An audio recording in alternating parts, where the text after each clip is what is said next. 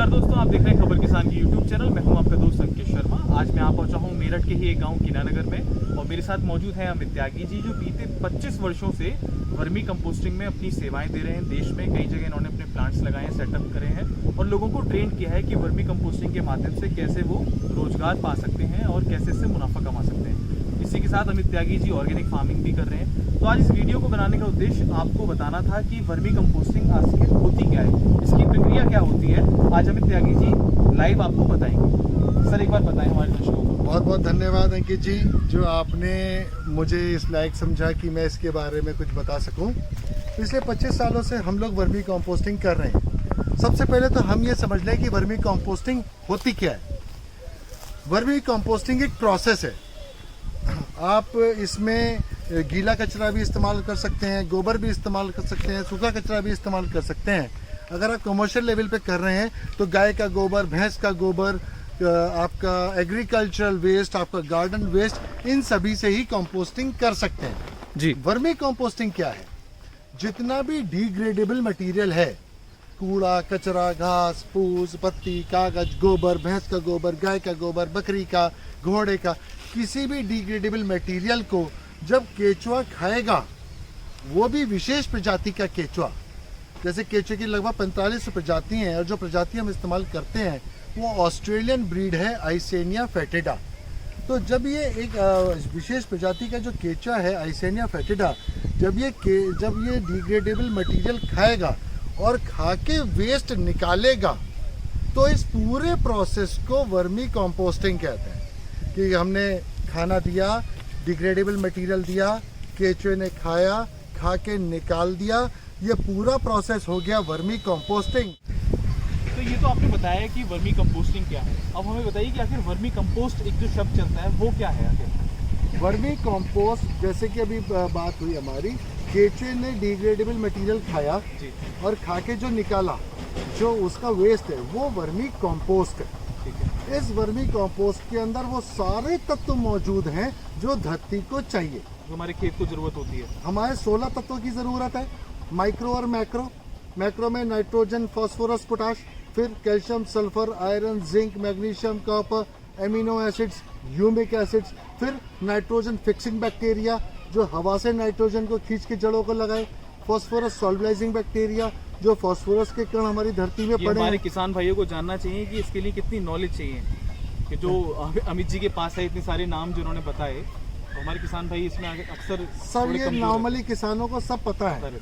तो जैसे phosphorus सॉल्बलाइजिंग bacteria की बात करें तो ये वो बैक्टीरिया है जो फास्फोरस का कण धरती में पड़ा हुआ है, वो ले नहीं पा रहा पौधा। जब पकेगा तभी तो खाएंगे, जब आप आलू के घर में पकेगा तभी तो आप आलू खाओगे, कच्चा तो खाओगे नहीं। ऐसे ही वो बैक्टीरिया फास्फोरस के कण को पिघला देता है और प्लांट उसको ले लेता है। फिर इसके अंदर ट्राइकोडर्मा भी होता है, जो जहाँ पर जिन फसलों में फफूंद की बीमारी लग जाती है तो उनको ये ट्राइकोडर्मा खा जाता है। फिर इसके अंदर बीजों के जमाव के लिए, बढ़वार के लिए, उनकी ग्रोथ के लिए ऑक्सिन, जिबरेलिन, साइटोकाइनिन, ये तत्व मौजूद होते हैं। इसके अलावा वर्मी कंपोस्ट में 3 तरीके के एजिटोबैक्टर मौजूद होते हैं। बेसिकली हमारी जो धरती है, एक चुटकी मिट्टी में हजारों लाखों जीवाणु, कीटाणु आ जाते हैं, सूक्ष्म जीवाणु। यही हमारे धरती की उर्वरा शक्ति है। ये खत्म होने लगती है, पैदावार गिरने लगती है।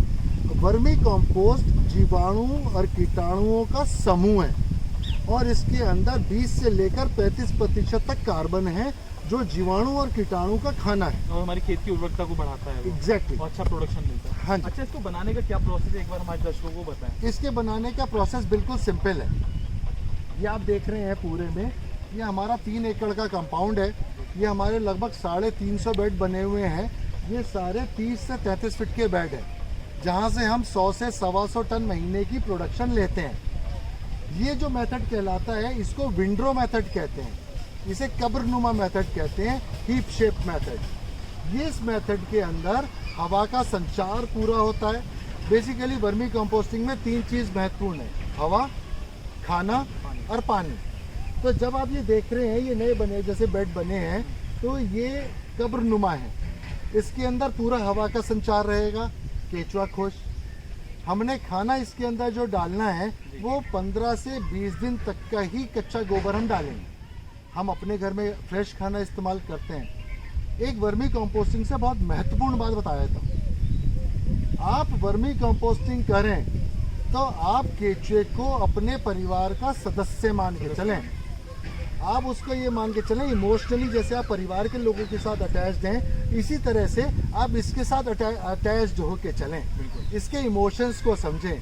इसे बस 3 चीज चाहिए, हवा, खाना, पानी। और वो चीजें, हवा, खाना और पानी। और वो जो आप अपने लिए चाहते हो, जैसा अपने लिए आपको पसंद है, उसी तरीके से आप इसको भी दीजिए। ये आपको लाभ देने में कमी नहीं करेगा। तो ये जो मेथड है, सबसे पहले हम इसमें नीचे प्लास्टिक शीट बिछाते हैं। हाँ जी। अब जैसे आप ये देख रहे हैं, इसमें नीचे प्लास्टिक शीट पड़ी हुई है, तो सबसे नीचे प्लास्टिक शीट डालनी जरूरी है। देख रहे हैं जी, ये प्लास्टिक शीट। ये प्लास्टिक शीट है। बहुत से लोग ये कहते हैं कि आप प्लास्टिक क्यों डालते हो नीचे, जी, क्या कारण है इसको डालने का, कि आपने प्लास्टिक शीट जो डाली हुई है ये क्यों डाली हुई है। देखिए, केचुए की नेचर है, ये ऊपर से खा के नीचे की तरफ जाएगा। अगर ये नीचे कच्चा होगा तो केचुआ मिट्टी में उतर जाएगा, मिट्टी में उतर जाएगा और पानी लगना बंद हो जाएगा तो मिट्टी जाम हो जाएगी, तो केचुआ अंदर से बाहर नहीं आ पाएगा। आपकी केचुए की कैजुअलिटी होगी, नंबर 1। नंबर 2, जब आप इसके ऊपर पानी लगाएंगे तो पानी ऊपर से रिस के नीचे जाएगा, और जो खाद का अर्क है वो होता होता धरती में उतर जाएगा, तो आपकी खाद की क्वालिटी खराब हो जाएगी, डिटेरिएट हो जाएगी। तो केचुए का नुकसान, खाद की क्वालिटी का नुकसान। इसलिए नीचे हम प्लास्टिक शीट डालते हैं कि केचुआ ऊपर से नहीं आए और आके प्लास्टिक पे बैठ जाए, क्योंकि इसकी नेचर में है। तो हमने प्लास्टिक शीट डाली, एक एक ईंट की बाउंड्री हम लगाते हैं चारों तरफ, जिससे कि ये बाउंड्री हो गई, इससे बाहर ना जाए केचुआ। हर घर की एक दहलीज होती है ना, ये केचुए के घर की दहलीज है, इसको पार मत करना वरना मर जाओगे। तो अब इसके अंदर हम गोबर डालते हैं, 15 से 20 दिन तक का कच्चा गोबर। जब हम गोबर डालेंगे, अब मान के चलिए 30 फीट का बेड है, इस 30 फीट के बेड में जो प्लास्टिक लगेगी, इसमें 2 बेड का, जैसे आप देख रहे हैं ना, जगह बचाने के लिए हमने 2 बेड का एक सेट बनाया हुआ है। इसके बीच में भी एक ईंट है। अब इस बेड पे काम करने के लिए हम इस नाली से काम करेंगे, उस बेड पे काम करने के लिए उस नाली से काम करेंगे। ठीक है, तो हमारी जगह बच गई, काम ज़्यादा हो गया। अब इसमें हमने प्लास्टिक शीट बिछा दी, ईंटें लगा दी। अब इसमें गोबर डालेंगे, 15 से 20 दिन तक का ताज़ा गोबर। अब ये इसके बराबर वाला बेड देख रहे हैं, नए बेड बने हुए हैं ताजे। इसकी जो सेंटर हाइट है आप देख रहे हैं, जो इसकी बीच की जो हाइट है, यहाँ से लेके यहाँ तक, ये 1.5 फीट से ऊपर नहीं जानी चाहिए। अगर ये का हमें ध्यान रखना है। हाँ, अगर ये 1.5 फीट से ऊपर जाएगी तो ये मान के चलिए आप कि इसके अंदर गर्मी पैदा होने का डर है, क्योंकि ऊपर से गोबर दबेगा, नीचे एनारोबिक कंडीशन होगी, जिसकी वजह से गर्माई पैदा हो जाएगी। जब ये हम बेड बना देंगे, गोबर डाल देंगे, फिर इसके ऊपर हम केचुआ छोड़ेंगे। अगर 30 फीट का बेड है तो 30 किलो केचुआ छोड़ेंगे। अब ये 30 फीट का बेड मान के चलें तो लगभग 1500 किलो गोबर इसके अंदर आएगा। उसमें केचुए की मात्रा 30 किलो। क्यों? 1 किलो केचुआ एक दिन में 1 किलो खाना खाएगा। हमें 60 दिन के अंदर पूरे प्रोसेस को कंप्लीट करना है, क्योंकि इससे पुराना गोबर इसके लिए बासी हो जाएगा। तो अब हमने 1500 किलो गोबर डाला, हमें इसको 50 दिन में ख़त्म करवाना है, प्लस माइनस 10 दिन। अब इसके अंदर अगर हम 30 किलो केचुआ डालेंगे तो इसके 50 दिन की फीड हो गई, प्लस माइनस 10 दिन हम मान के चल रहे हैं। 60 दिन में पूरा हमको ये कंप्लीट कराना है। इस कंप्लीट कराने के लिए हमने 1500 किलो गोबर डाला 30 फुट के बेड में। अगर आप 10 फुट का बना रहे हो तो 500 किलो गोबर डालो और 10 किलो केचुआ डालो। जितने फिट का बेड बना रहे हो उतने ही किलो केचुआ डले। अब जैसे आप देख रहे हैं, ये हमारे नए बने हुए बेड हैं। नए बने हुए बेड में हमने गोबर डाल दिया। गोबर डालने के बाद में हमने उसमें केचुआ छोड़ दिया। ये ऊपर से जब आप केचुआ छोड़ेंगे, देख रहे हैं जी, ये अभी ऊपरी सतह पर ही है ना? अब ये ऊपरी सतह पर ही है सारा केचुआ। ये सब अभी ऊपरी सतह पे बैठा हुआ है, क्योंकि ऊपर हवा भी है, नमी भी है और खाना भी है।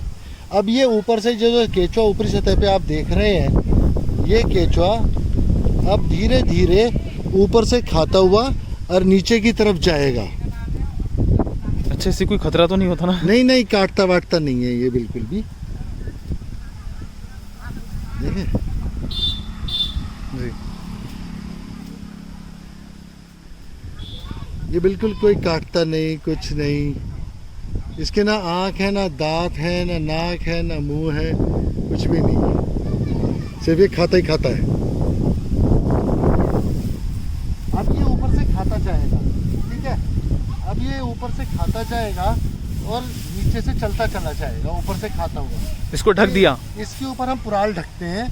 पुराल हम इसलिए ढकते हैं जिससे कि इसमें एरेशन बना रहे, पानी मेंटेन करके रखे, और अगर पानी ज़्यादा हो जाएगा तो पूरा पानी बाहर फेंक देगा।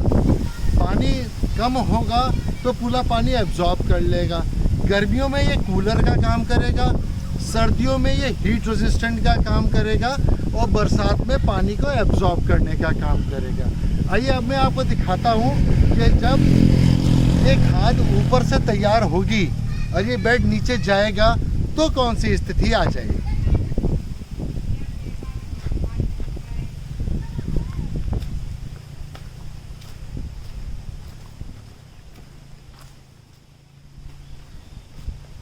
अभी इस पे 2-3 उतार बाकी हैं इस बेड पे आने के लिए।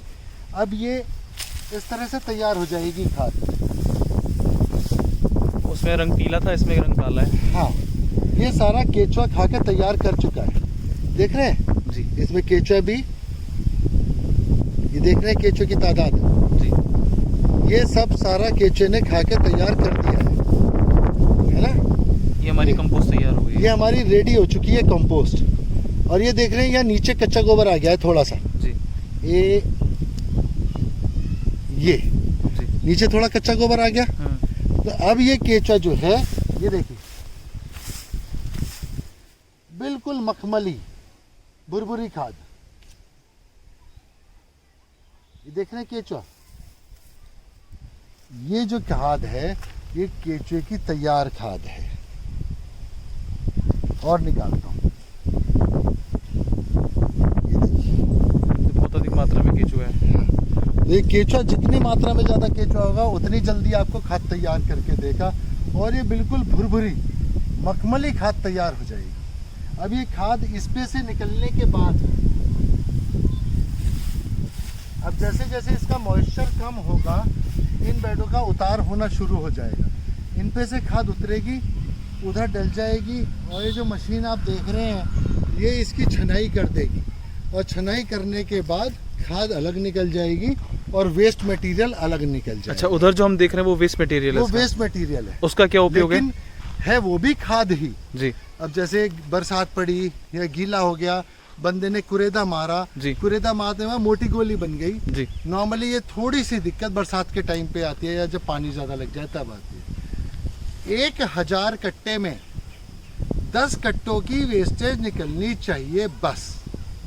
अगर 1000 में 10 कट्टों से ज़्यादा की वेस्टेज आ रही है तो कहीं ना कहीं आपकी प्रॉफिटेबिलिटी कम हो रही है। इसका उपयोग हम कहाँ कर सकते हैं? जो वेस्टेज जो निकली अपनी? वेस्टेज है, अगर हम इसको अभी थोड़ा ड्राई होने देंगे तो ये भी भुरभुरी हो जाएगी। अच्छा। फिर इसकी दोबारा से छनाई कर लेंगे हम। है ये भी वर्मी कंपोस्ट, लेकिन अब बंदा मार रहा है, उसने कुरेदा मारा, थोड़ा गहरा मार दिया, गीला आ गया, उसका गोली बन गई। तो जब ये सूखेगी तो अपने आप भुरभुराहट पे आ जाएगी, और छनाई होने के बाद फिर निकल आएगी। तो हम ये देखेंगे लास्ट में 1000 कट्टों के बाद हमारी टोटल वेस्टेज कितनी आई, वो 10 कट्टों से ज़्यादा नहीं आनी चाहिए। ये इसका इकोनॉमिकल पार्ट है। बहुत बहुत धन्यवाद आपका, आज अपने हमारे दर्शकों को बताया कि कैसे वर्मी कंपोस्टिंग का जो प्लांट है कैसे काम करता है, और कैसे इसको हम अपने खेत में या अपनी जो भी ज़मीन है उसमें इसको सेटअप कर सकते हैं। धन्यवाद।